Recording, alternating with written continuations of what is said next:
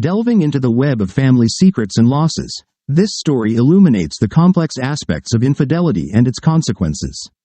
The pivotal event of divorce confronts the characters with painful decisions, forcing them to seek new paths to justice and reconciliation. Questions of loyalty, betrayal, and second chances become the central themes of this tale, prompting us to ponder what true love and forgiveness really mean. Not much in my past worth mentioning. An average man with average desires. A loving wife, a good job, children. My lovely wife, Helen, had similar interests, at least I thought so. My story is about how I found out that my wife and I didn't have as many interests in common as I thought. It started one dark and stormy night. No, it didn't. It's just the way I've always wanted to start a story. It started one night when I came home from work. My wife, Helen, was sitting on the couch in the living room, watching TV. She turned it off when I walked in. I sniffed around and didn't smell any food. What's the matter? Do you want to go out tonight? Did you ask Kelsey? Kelsey's at your mom's right now. I wanted to talk to you without interrupting. There was a sexy note in her voice, and I thought I was about to get lucky. Helen continued, I know I shouldn't talk about role-playing, but I just want you to know how much I enjoy it.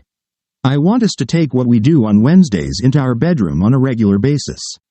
What do you say, cowboy? I didn't know what to say except, what's with the role-playing? Oh, I know you want to pretend you're keeping it a secret to heighten the excitement, but you've spoiled me. I want more than once a week for our special lovemaking. I was overcome with a feeling of intense fear. Helen, I don't know anything about Wednesday night role-playing. Please explain to me what you're talking about. Helen was starting to look shocked too. You know, Wednesdays at the Marcus Inn in Suites. Doesn't that mean anything to you? I shook my head negatively. Oh my God, you emailed me about 6 weeks ago that you'd found a way to revitalize our sex life. I should go to room 301 at the Marquis Hotel. I had to undress, put on the mask lying on the night table, and lie naked on the bed. I didn't move even when you came in and tied me to the bed. After you made love to me, you would untie me and leave. I wasn't supposed to take off my mask until you left. We were supposed to pretend we were having an affair and keep secrets from each other. It was supposed to make sex so much more enjoyable for us. You said we couldn't talk about it for a week. I couldn't believe how wonderful it was. We were having sex differently than we ever had before. Oh Cal, please tell me it was you. Tears came to her eyes. I'm so sorry, Helen. I've never been to the Marquis with you or anyone else. Are you telling me that I've had sex with someone other than my husband 6 times? She ran to the bathroom and threw up. After cleaning herself up, she went back into the living room where I sat in complete shock. Cal, you have to forgive me. Honestly, I thought it was you. I was so happy. Now I feel like an idiot. Someone tricked me. Hell, that's why he never talked to me in the room. He wanted me to keep thinking it was you. Oh Cal, please tell me you forgive me. I don't know what to say. It just seems so strange. How could someone do this to us? And why? How could you be with him 6 times and not realize it wasn't me? I thought it was you. You did things differently, but that was part of the role play. Doing something different, sexier, more dodgy than before. I think he's just hotter than you. Well, maybe you need to find out who this guy is, who is so much better in bed than me, so you can be his wife. I was getting angry. You don't have to treat me like that. I want to find this guy. I want to cut his balls off for raping me. Do you realize he basically raped me? Calm down. I'm sorry, Helen. I didn't see it from your point of view. Enough. Let's try to look at it logically, if we can. Who would want to do something like this for us? It would have to be someone who really hates me, you, or both of us. Or it could be someone who was secretly in love with you and figured out a way to have sex without convincing you to cheat on your husband. Helen's whole body trembled. I get goosebumps at the thought that there might be someone out there somewhere who thinks about having sex with me every night. You mean besides me? Of course, my attempt to lighten the mood turned into a major disaster. You weren't raped, I'm sorry. Okay. Where did the letters come from? Too bad I don't save emails. Whoever sent them, told me to delete the messages. They were emailed from your office, so it must be someone who has access to my computer. I usually leave it on when I leave my desk for only a short time. Trouble is, it gives us dozens of opportunities. Does he keep emailing you? Yes, he usually confirms our meeting before each time, hinting at what I can expect. He said he wanted the anticipation to make me melt. I had to delete that email and not respond. Now I understand why. Really? Are you getting excited? Yeah, but remember, I thought I was going to have sex with you. Damn it, Cal. In my mind, I wasn't enjoying sex with another man. I was enjoying sex with you. Did he email you about the upcoming meeting on Wednesday? No, not yet. I'll email him. I guess you don't have to email him. He gave me a phone number to leave a message if I ever had to cancel. I had to leave a message on it once. Okay, don't do anything for now. Let me know when he texts again. There was no sex at the Turner house that night or the next. I didn't dare dip my wick where someone else had just been. Helen said she was afraid she would start imagining sex she had with another guy, which would make her feel like she was cheating on me, thus ruining the moment. We both agreed that we needed to get tested for STDs. On Monday, Helen received an email from a mystery lover. She showed me the text when I got home from work. He confirmed that this Wednesday was good for him. He was going to convince her to finally give him her ass. Helen confided in me that she considered the possibility of anal sex as part of a new role-playing activity. Until recently, she had considered anal sex to be a step too far. I told her to call him and leave a message that he could have what he wanted. I wanted to make sure he would show up. Tuesday afternoon, I went to the marquee and talked to the desk clerk. I asked if he would be on duty the next day. He confirmed that he would. I asked him what it would take to enter the room my wife was coming to tomorrow. He was not surprised, as it was obvious to him that the woman and man who used the same room each week were not married. He replied, $200. Wednesday came, and we were ready to catch the man. Helen entered the room and did the usual. A few minutes later, I saw a man enter the room. It was Richie Hammond, the psycho from our office who molested every woman in the office, married or not. Of course, he was married and had 2 children. Betraying his family apparently wasn't considered an obstacle to him. He looked at the picture of my wife on my desk and mentioned several times how lucky I was to have such a sexy wife. I always wanted to spray Lysol after every time he appeared in my office. I went to the desk clerk to get a copy of my room key. He wouldn't let me take it. Man, I'm afraid I'm going to lose my job. The boss pounced on all the porters not to let anyone in except the one who was paying. Afternoon pleasures is a big part of our business. I'm sorry, man. I was out of my mind. I thought about what might be going on in the room. Helen was expected to be on her usual behavior, and I would barge in before anything could happen. I became frantic. If you don't give me the key, I'll kick down the door and call the police. Do you think your boss wants to deal with that? I had the key, but it was a few minutes after I was supposed to enter the room. When I walked in, Richie was standing behind me and had my wife. I grabbed him by the hair and pulled him away. Helen seemed disappointed until I untied her and removed the mask, then she started crying. I told her to get dressed. Richie sat down in one of the chairs. Surprisingly, he looked completely relaxed. Well, at least I got to pat her beautiful ass before you did, he said. I approached him with fire in my eyes. He just pointed to the corner. There was a camera mounted on a tripod. Cal, you don't want to hurt me. I have videotapes of all the sessions your wife and I have had.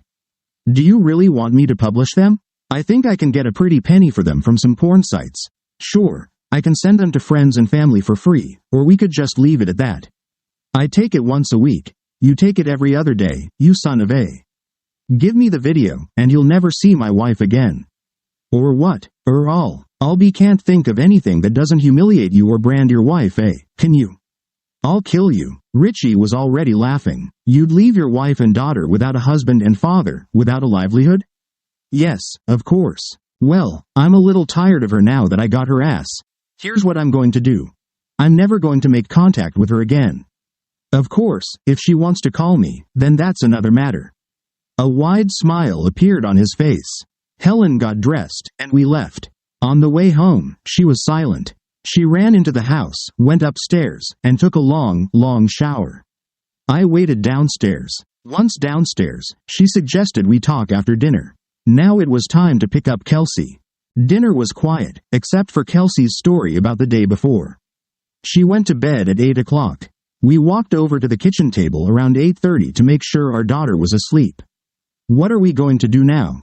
Helen asked. I'm not quite sure. If there was some way to get video, it would solve a lot of our problems. At the moment, I can't see any way other than burglary. But who can we get to do that? If we go to the police, he'll just say you agreed to it.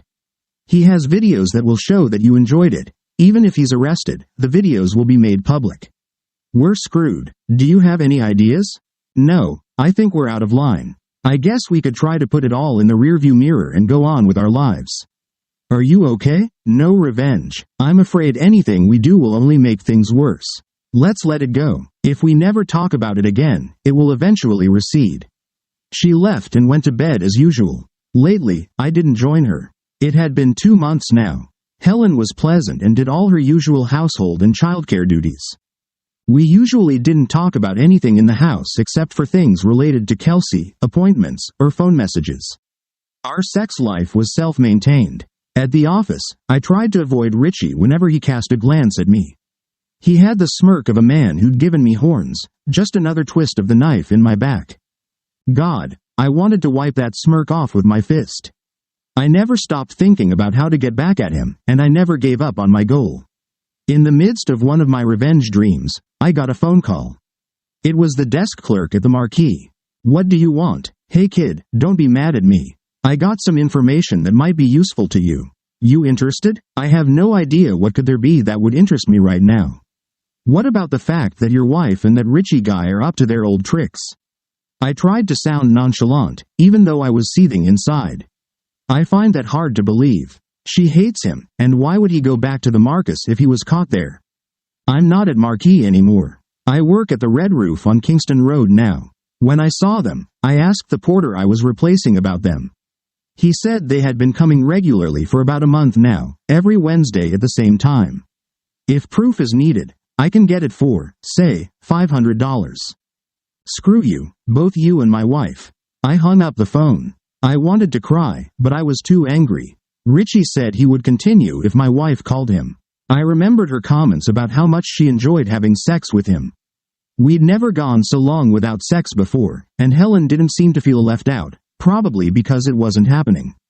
The only thing I could do was leave. I grabbed the things I usually took with me on a 3-day business trip. I headed to the nearest motel, which wasn't the Marquee or the Red Roof, and it had a bar. I checked into the Holiday Inn Express and headed to the bar. I didn't drink much, so I asked the bartender for something to offer. He treated me to a cocktail from Long Island. At first, it seemed too weak, but by the second round, my opinion had changed. There was a hell of a late rumble. I was well on my way to drowning in my sorrows when I got a pat on the shoulder. Can I join you, Cal? I need to cry into my drink too. I saw a tall woman with long wavy cold black hair. She was gorgeous. I said, "Excuse me, do I know you?" "Joan, Richie's wife, at least for now. We met at last year's Christmas party." I looked again. How could I have forgotten such a beautiful woman? Had I really just said that out loud? Joan laughed. "Thank you. I think you meant it as a compliment." "How did you? Why do you? Are you always this eloquent?" "Let me explain. Today, I found out about Richie's latest escapade with your wife. I paid the desk clerk who called me $1,500 for proof. I'm done. He's promised several times to stop being promiscuous, but I don't think that's possible. As for meeting you, it was just a coincidence. I wanted to get out of the house and clear my head. My mother has 2 of my children. When I saw you and remembered you from the Christmas party, the look on your face seemed to match what I was feeling, so I walked over. If you'd rather be alone." No, please join me. I'm just so surprised. I think we probably have a lot in common. What do you drink? What do you have? A cocktail from Long Island. God damn it, I love it. I lost my virginity to him, damn it. Order me a double. We spent a few hours talking and drinking. She was easy to talk to and had a great body sense of humor. I was very attracted to that. Finally, she said, "Well, it's time for us to get revenge or go to bed ourselves. Which do you prefer? As much as I would like to make love to you, I don't think I can do it well enough to make it worthy of a special woman like you. This is the most pleasant disappointment I've ever experienced. Trust me, it wasn't meant to be an insult, and I definitely hate to miss a chance like this. If we were ever to make love, I would want to be at my best. Even then, I'd worry about whether I was good enough for you. Damn it, I haven't even taken out the trash yet, and I feel like I'm falling in love again." I should have known better than to drink doubles.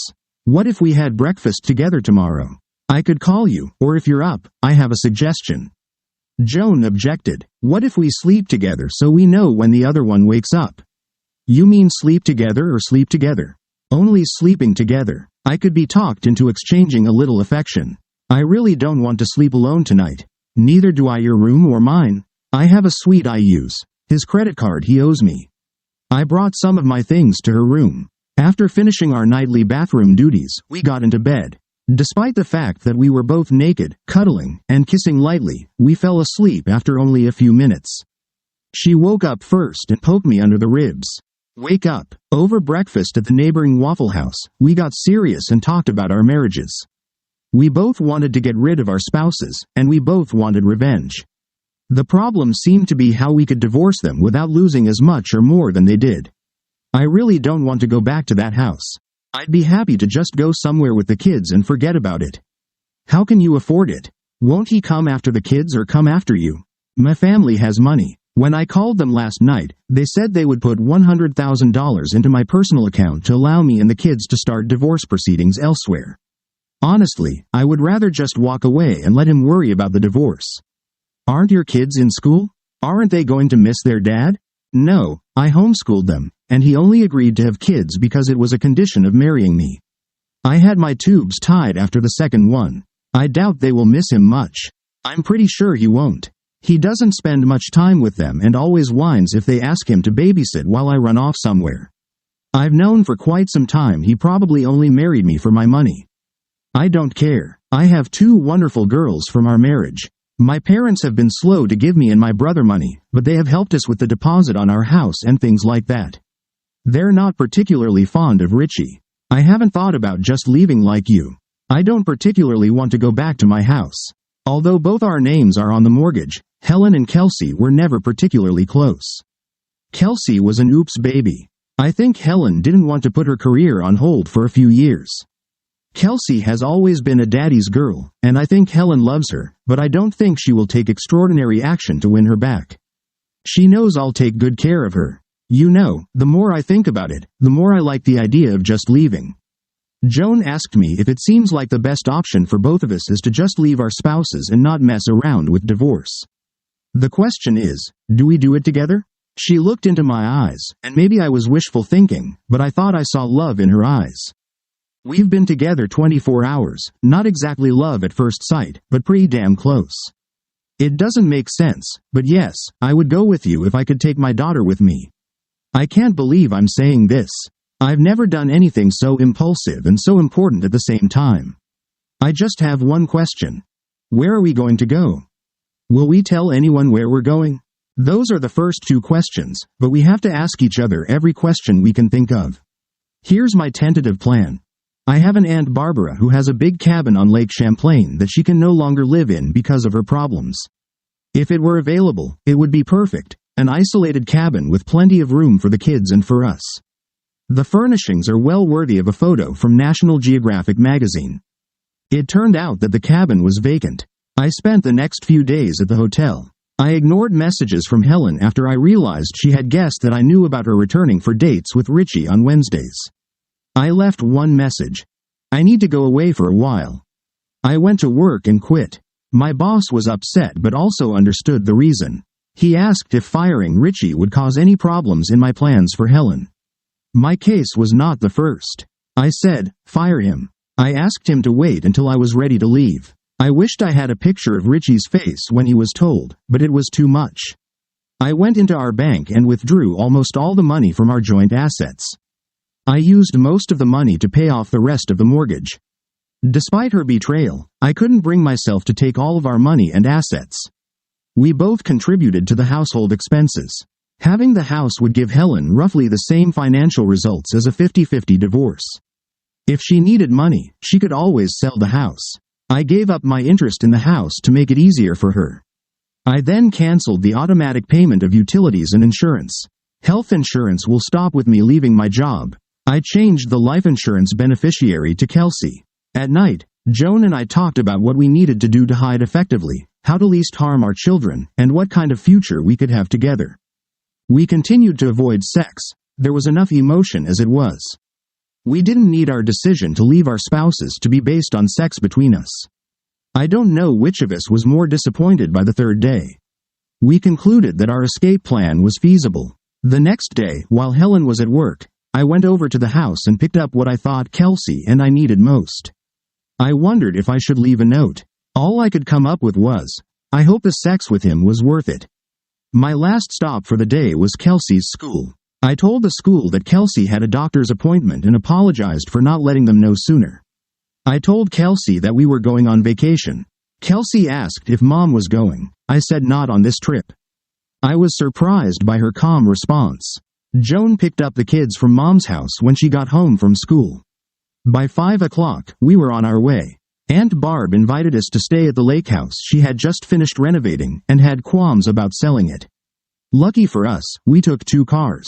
Kelsey rode with me at first, but after a few stops where the 3 girls got to know each other, they took turns all riding with me or all riding with Joan. By the time we got to the log cabin, Joan and I had lost the master bedroom.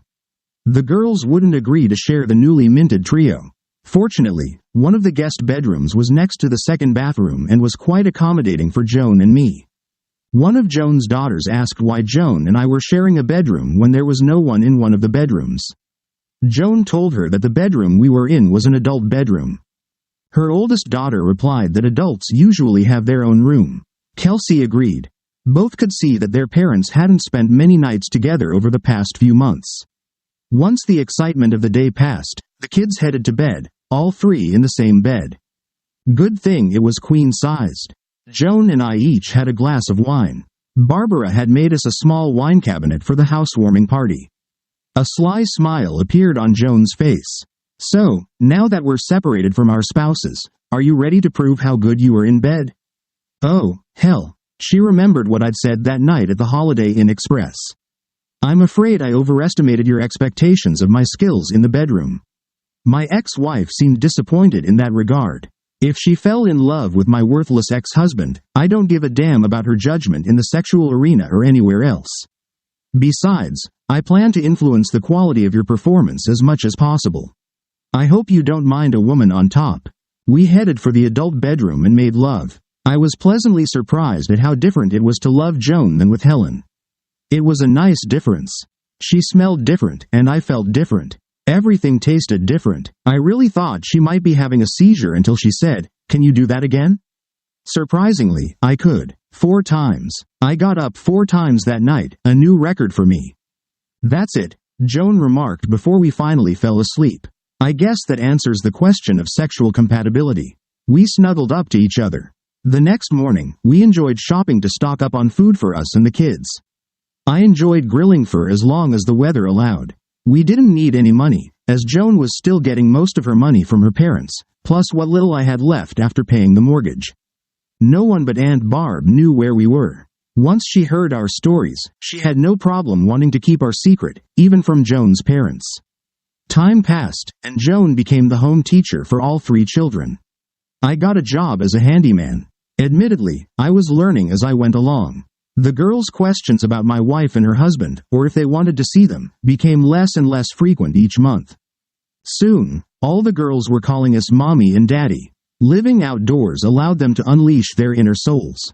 Our closest neighbor, Greta, raised her family in this environment and was happy to give us advice. We needed it. She started out as a friend but gradually became a grandmother to our children.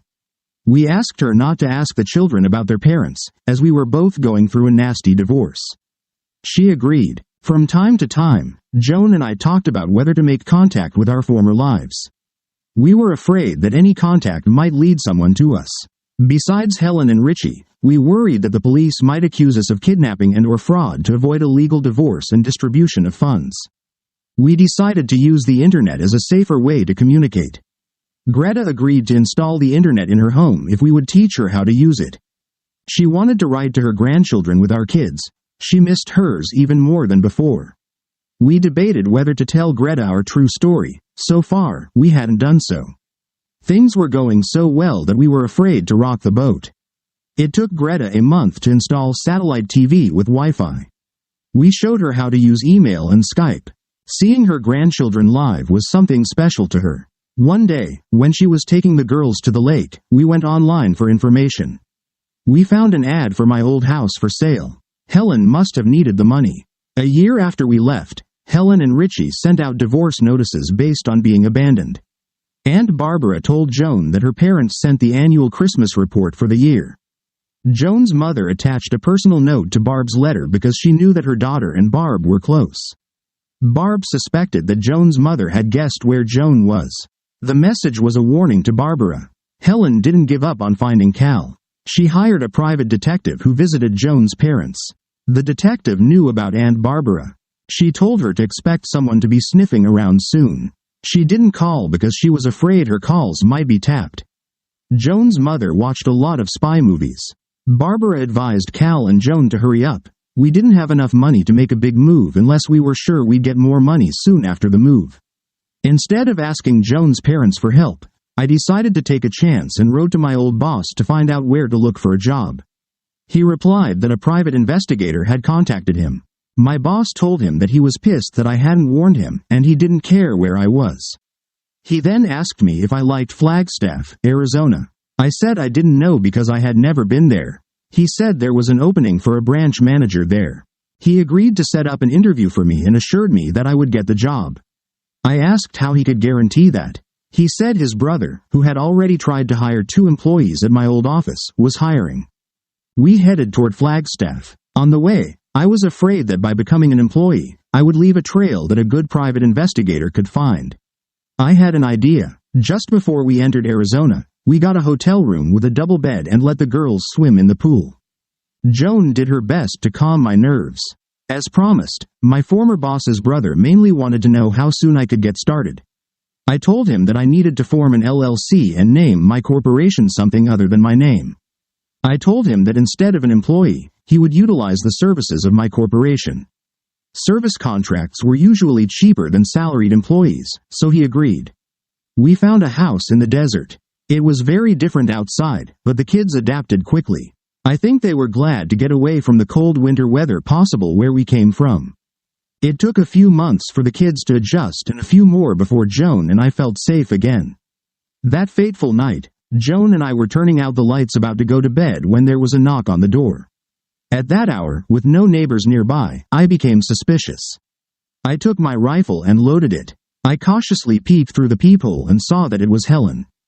Tons of mixed emotions rushed through my brain. My heart was pounding frantically, my stomach felt queasy. I shouted to Joan that we had guests. I invited Helen in just as Joan entered the room. I assume this is Helen? I nodded. Helen immediately jumped up. I suppose the children are already asleep. I waited until you started turning out the lights. I didn't want to disturb them. Yes, they've been asleep for about half an hour. Good goddamn, you're just a hard-to-get bastard, she grinned. Let me put you both at ease right from the start. I'm not here to cause trouble. After you left and Richie lost his job, he moved in with me. It didn't take me long to realize that I traded the Mercedes for a Yugo. Don't get me wrong, I was attracted to him for the sex, and he was good in bed. But a couple that lives together needs more than sex.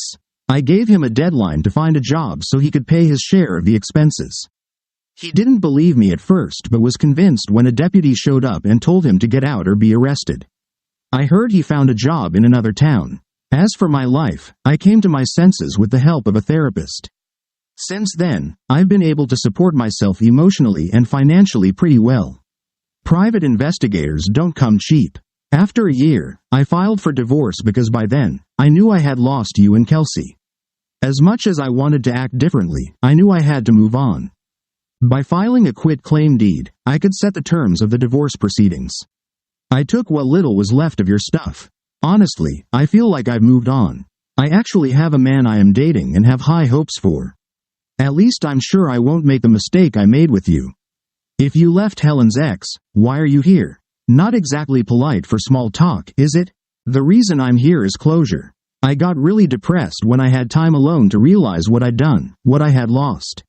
I couldn't live in balance with myself without telling you how sorry I am and that I don't blame you one bit for what you did. I wanted to make sure you didn't think it was your fault. I pray that you don't hate me. I wish I could ask for your forgiveness, but I realize that's asking too much. Anyway, I apologize again. I hope you and Joan and Kelsey are happy. Well, that's it. Now I have closure. What about Kelsey? Were you planning on seeing her? Are you going to get custody? I'm not going to lie. At first, I was hoping to at least get joint custody. As time went on, I realized that if she was used to her new family, it would do more harm than good for her to see me, much less live with me. As good as she is, I don't think I could handle her on my own without your help. Seeing each other now, we're probably experiencing emotions that will eat us both up for a long time. I want to know how she's doing. Has she ever asked about me or been interested in me? How is she doing in school? None of the girls asked about you or Richie, but we certainly didn't forbid them to, replied Joan. We said that you and Richie don't want to be with us anymore but want our new family to be happy. So far, they haven't said they want to come back. That doesn't mean they don't periodically ask how you're doing. I feel pretty comfortable telling you that they have all adjusted well. Kelsey and my girls have become an inseparable trio of cute monsters. I homeschool her along with my girls. She tests 2 grades higher than she would be if she were in public school in most subjects. Helen, I can truly say that I love Kelsey as much as I love my 2 birth children. There were tears in Helen's eyes. Thank you. Have you 2 been married yet? I answered, no, we weren't sure we were divorced.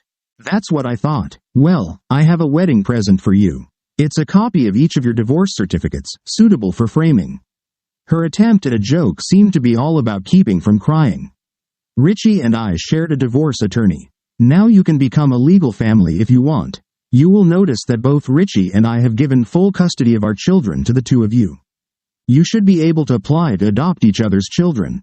After pausing to watch Joan and I cry at the good news, Helen said, I have to go, and headed for the door. I reached out and took her hand. Through copious tears, Helen whispered, just let me go. I promise never to bother you again. If you ever need to let me know anything about Kelsey, you have my cell phone number. I let her go, and she left. Joan went and got us each a glass of wine. We needed to calm our nerves somehow. We sat in silence for a while. I looked at Joan, and after a few minutes, I saw her smile. So who's proposing to who now? I was smiling. After due consideration and deep thought, I decided that the first one to climax tonight would be the one to propose. We both ran to the bedroom. Helen pulled far enough away so she couldn't be seen. She stopped and let out the sobs she was holding inside. Helen pondered her situation. Her funds had almost run out when the private investigator claimed success. What little funds she had with her were less than $200. Her plan to meet with Cal had 2 options. First, Helen could find that Cal was unable to handle Kelsey without her. Joan either wouldn't be with him or their relationship had soured. Cal will forgive her. She can come back into Cal and Kelsey's life and never leave again. Even if they don't get married, it doesn't matter. Her car was loaded with everything she still had, waiting for that option to materialize. The second option was if she found Cal and Kelsey in good health. Maybe he and Joan would marry and even have a child of their own. In that case, she'd say she'd only come to end the affair and give them the divorce decrees as a parting gift. The second option was the most difficult, but she had to make provision for it. Her closure plan required her to leave her new family and make her way to the biggest city nearby where she could start her life over without fear of running into them. The zippered bag in the glove compartment held Cal's engagement ring, her wedding bands, and other jewelry she no longer needed. Pawning them would give her money for a new life. Stopping crying, Helen pulled back onto the road. Phoenix, I'm coming. Hey, maybe this is a sign from God. Maybe I can rise from the ashes too. This story captivates from the very beginning with its intrigue and deep emotions. It takes us by the hand and guides us through the tangled moments of infidelity and divorce, prompting reflection on important questions of loyalty and forgiveness. An excellent piece that prompts contemplation on the nature of human relationships and the strength of family bonds.